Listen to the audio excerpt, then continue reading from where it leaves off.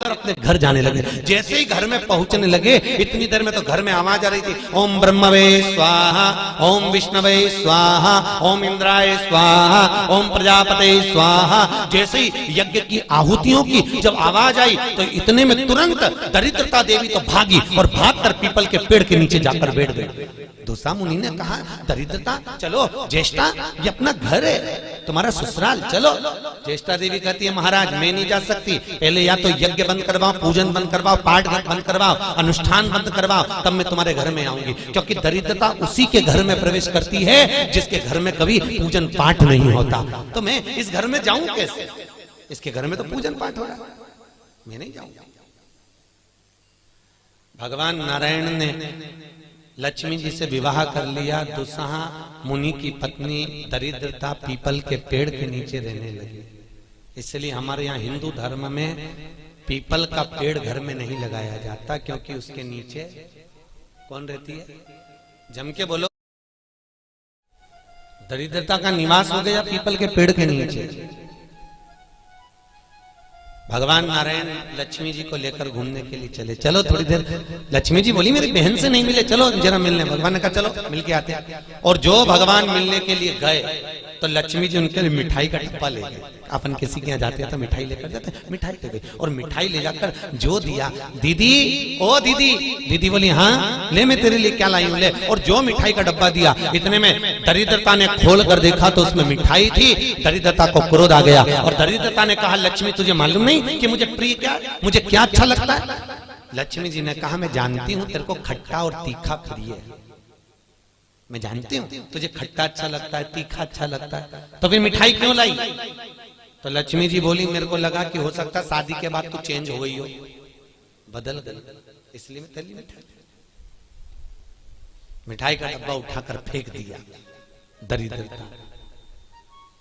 और दरिद्रता ने फेंका। भगवान नारायण देख रहे थे। लक्ष्मी जी ने कहा चले। भगवान विष्णु के चलो, चलिए। ये दरिद्रता को खट्टा और तीखा प्रिय है और लक्ष्मी को जम के तो बोलो मीठा। इसलिए हमारे हिंदू धर्म की रीति है, आज भी दुकान के बाहर, घर के बाहर नींबू मिर्ची टांगी जाती है। मिठाई रसगुल्ले नहीं, क्या टांगते हैं? नींबू मिर्ची। और मिठाई कहां रखी जाती है? घर के अंदर। तीखा और खट्टा बाहर और मिठाई अंदर। उसका केवल, कई लोग कहते हैं नींबू मिर्ची इसलिए टांगते हैं नजर नहीं लगे। नजर नहीं, लक्ष्मी और दरिद्रता ये दोनों बहन का नियम है। प्रतिदिन सुबह से लेकर शाम तक ये प्रतिदिन घूमने के लिए निकलती हैं। प्रतिदिन ये इनका काम ही है घूमना, दोनों बहनों का, दरिद्रता और लक्ष्मी का।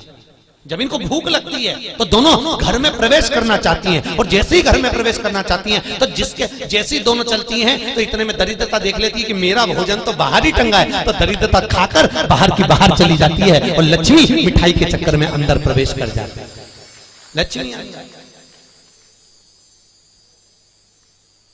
लक्ष्मी अंदर प्रवेश कर।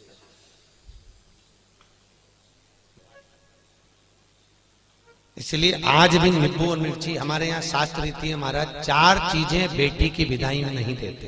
कितनी चीजें? 4। पहली झाड़ू, क्या? झाड़ू। दूसरे नंबर पर चलनी, आटा छानने की चलनी। दूसरे नंबर पर चलनी। तीसरे नंबर पर सुई। और चौथे नंबर पर अचार की बरनी। बेटी की विदाई में नहीं दी जाती।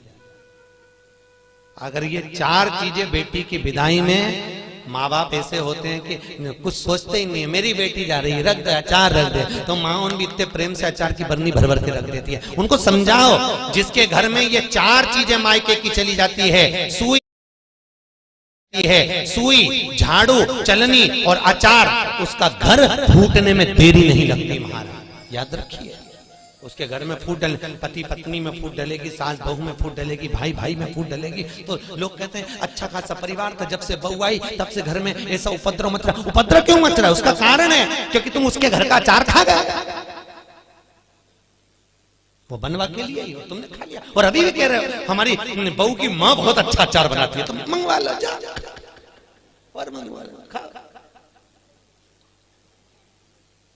महाराज पहले बेटी की विदाई में भेजते थे बड़ी पापड़, और पहली विदाई में बेटी के भेजते थे बेटी के साथ में मैदे की पूड़ी, एक डलिया में कपड़े में बांधकर, उसमें ना तो नमक डलता था ना उसमें शक्कर डलती थी। क्यों? क्योंकि वो बेटी के विदाई में मैदे की पूड़ी इसलिए दी जाती थी कि हमने ये पूड़ी एकदम फीकी भेजी है, अब चाहे तुम इसमें नमक डालो चाहे इसमें शक्कर डालो, हमने तो हमारी बेटी को तुम्हें दे दिया, एकदम सीधी मैदे की पूड़ी की तरह भेजी है, अब तुम इसमें चाहे कपट भरो चाहे प्रेम भरो, तुम्हारी मर्जी, ये लो, हमने तो दे दी, कन्यादान करे और हम फिरी, हमें कहीं हमने तो देना था, दे दे। इसलिए बेटी के साथ में मैदे की पूड़ी भेजी जाती, मैदे की क्या बोलते हैं उसको, खाजा बोलते हैं, बड़े बड़े ले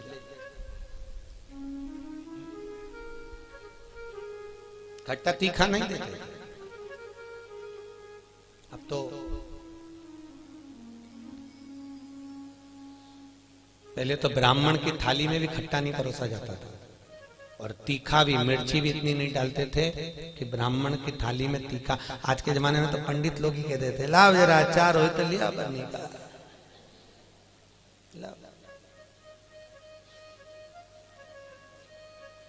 पितरों के जो देवता हैं, किनके देवता? पितरों के। पितरों के देवताओं का नाम है आर्यमा। क्या नाम है? आर्यमा। काय पर बैठते हैं? कौवे पर। काय पर बैठते हैं? कौवे पर। और पितरों के देवता जब आर्यमा श्राद्ध पक्ष में जब घूमने के लिए निकलते हैं तो उनके भोजन में केवल एक मीठा ही दिया जाता है। आज के जमाने में सब्जी बनने लगी साफ श्राद्धों में, नहीं तो केवल खीर और पूड़ी बनती थी, गुलाब जामुन रसगुल्ला बनता था, ये बनाकर खूब खिलाते थे, मंगोड़ा बनता था।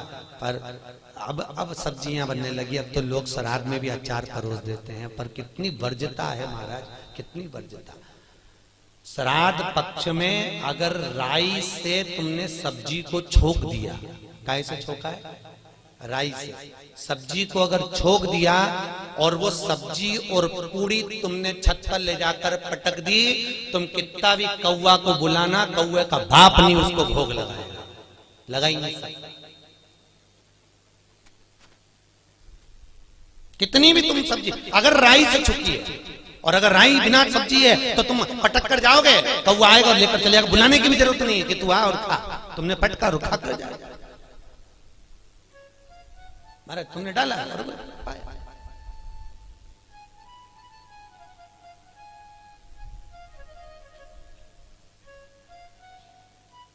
उसको हमारे यहाँ शास्त्र कहता, दरिद्रता को खट्टा और तीखा प्रिय है। इतने में भगवान गाने लगे। लक्ष्मी जी ने कहा हमारी बहन से मिलने के लिए आए हो, कोई वर दीजिए। भगवान नारायण ने कहा लक्ष्मी आज शनिवार का दिन है, जिस दिन लक्ष्मी और नारायण दोनों इस पीपल के पेड़ के नीचे आए हैं। सुन दरिद्रता देवी, इस पीपल के वृक्ष के नीचे जो शनिवार को दिया लगाएगा वो लक्ष्मी और नारायण को अपने घर ले जाएगा। इसलिए शनिवार के दिन पीपल के वृक्ष के नीचे दिया का प्रमाण है महाराज। और सुन दरिद्रता देवी, तेरे पेड़ के नीचे जो खाली हाथ आएगा तू उसके घर में प्रवेश करेगी, और जो भरे हाथ से मतलब पानी का लोटा ले जाओ, कंकु ले जाओ, चावल ले जाओ, रोली ले जाओ, कुछ भी, जरा सी शक्कर ले जाओ, गुड़ ले जाओ, आटा ले जाओ, पर पीपल के पेड़ के नीचे कभी खाली हाथ मत जाओ। अगर तू खाली हाथ कोई आया तो तू उसके घर में प्रवेश करे। दरिद्रता देवी बोली ये तो तूने अपने अपने मन की बात कर ली लक्ष्मी, मेरा क्या पीपल के वृक्ष के नीचे।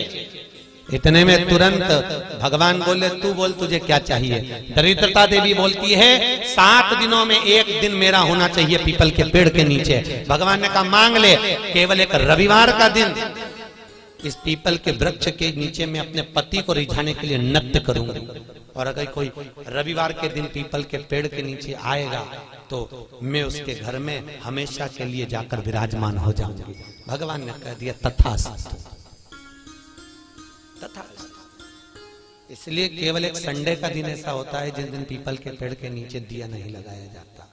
बैठा नहीं जाता, प्रणाम नहीं किया जाता, परिक्रमा नहीं लगाई, केवल जिनकी दीवालों पर कहीं पीपल लग जाता है ना, किसी किसी के घर में लग जाता है दीवालों के ऊपर, तुम कितना भी पीपल उखाड़ना वो वापस लग जाएगा, फिर उखाड़ो फिर लग जाएगा।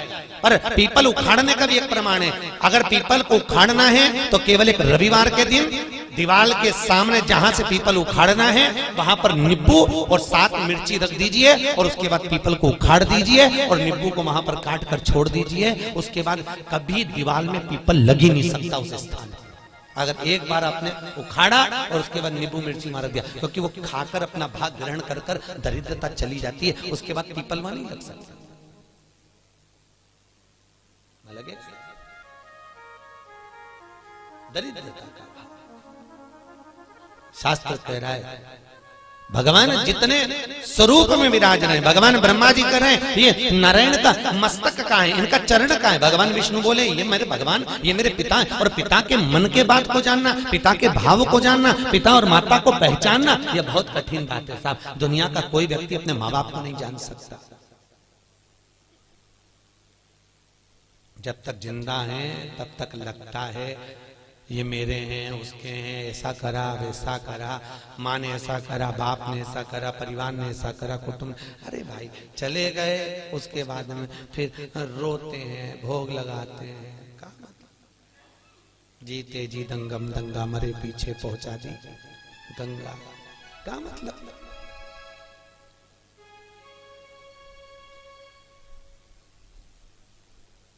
बड़ा बड़ा पीछे।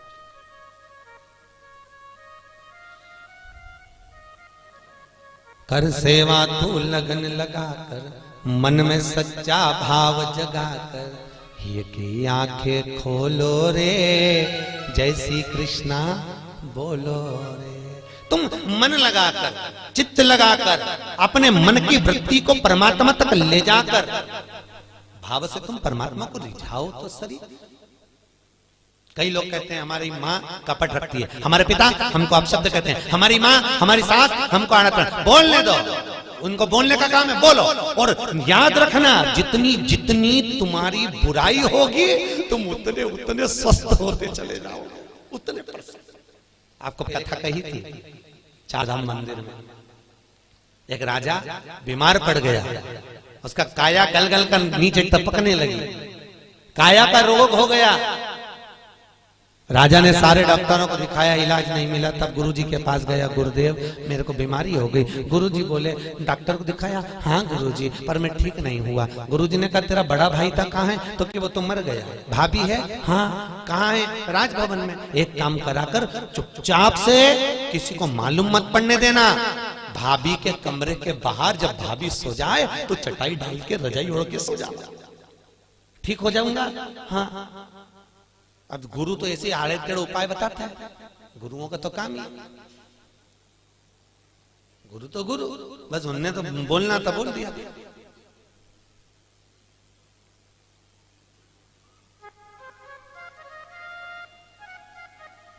तो गुरु तो गुरु। महाराज भावसर जी, यहाँ सागर के पास में एक गांव है, वहां पर एक महाराज जी रहते हैं। और किसी को सांप डस लेता है ना, तो भले वो हॉस्पिटल में पड़ा हुआ, सांप डस ले और वो फोन पर उनसे बात करा दो महाराज से, वो महाराज वहां से कुछ नहीं कहते, केवल गाली बकते लपक के उसके कान में, और 15 से 20 मिनट में सांप का जहर उतर जाता। अब गुरु तो गुरु की मर्जी, उनका मन। ये यहीं की बात है। तुम्हारे उज्जैन के पास में कौन सा गांव है बाबा? आगर के आगे एक गांव है कोई सा, वहां बिच्छू का जहर उतारा जाता है। किसी को बिच्छू काटा हो तो उसको ले जाए और ले गए, या कुत्ता काटा हो तो ले जाओ और ले गए। जैसे ही तो वैसे ही तुमने बस जाके किया, महाराज इसको कुत्ता काट गया, वो उठ के आएगा, बोलेगा चलेगा कुछ नहीं, और ऐसा देगा धर के गाल पे और कहते जाओ अड़भंगी। गुरु गुरु अड़भंग, ये गुरु का दर्शन कर रहे हैं। एक अड़भंग होंगे, हम भले ना मिले हैं पर उनका स्वरूप कह रहा है कि अड़भंग होंगे। जा कर ले, मैं बैठा हूं, जा। गुरु है, अरे भंग है, सोचता नहीं। गुरु केवल बता देता है जा ऐसा कर ले, वो गुरु गुरु होता है। उसके जीवन में उसने जो भजन करा होता है, उसका प्रताप की पुण्यता देता है वो कि तू कर। गुरु जी ने कहा भाभी है, हाँ, उसके कमरे के बाहर जाकर चादर डाल के सो जा। गुरु जी उससे ठीक हो जाऊंगा, बिल्कुल हो जाएगा, जा तू सो जा। एक नौकरानी ने देख लिया, राजा तो भाभी के कमरे में जाके सोता, बताओ भाई मर गया तो इतना खोला राजा। उसने दूसरी नौकरानी से कहा, दूसरी तीसरी से कहा, तीसरी चौथी से कहा, पूरे नगर में बात हो गई कि राजा इतना कपटी इतना खोला कि भाभी के कमरे में जाके सोता, भाई मर गया। पूरे नगर में बात हो गई, लोग थू करने लगे और राजा का शरीर एकदम बढ़िया चकाचक हो गया, एकदम बढ़िया। राजा नरियल लेके गुरु जी के पास गया, गुरुदेव मैं ठीक हो गया। पर गुरुजी में ठीक हुआ कैसे ये तो बता दो। गुरुजी ने कहा अरे राजा तेरे पाप इतने बढ़ गए थे कि तेरे शरीर से टपक टपक के गिर रहे थे।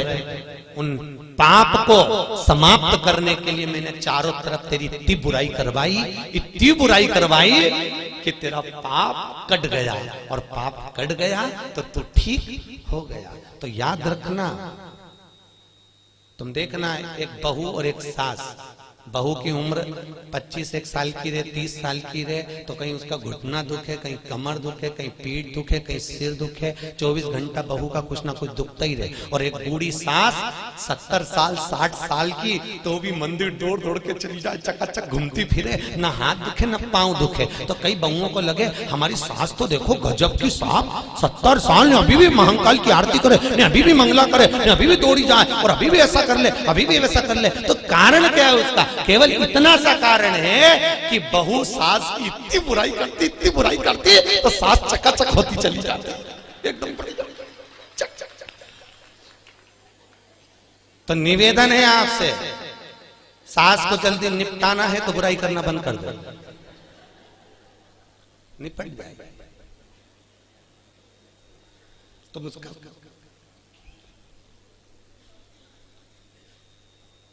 तुम बुराई करना बंद करो, जल्दी निपटेगी। और तुम जितनी बुराई करती रहोगी वो उतनी सद उतनी तैयार उतनी।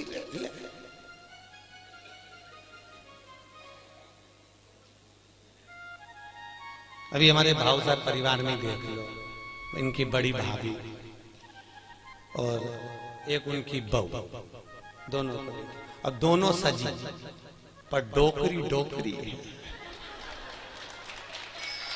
Old is gold.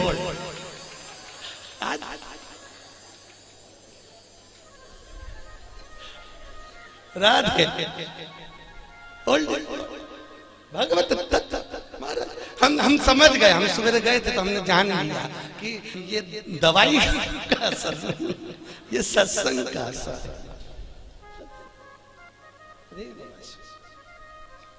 जो दिया है कब अब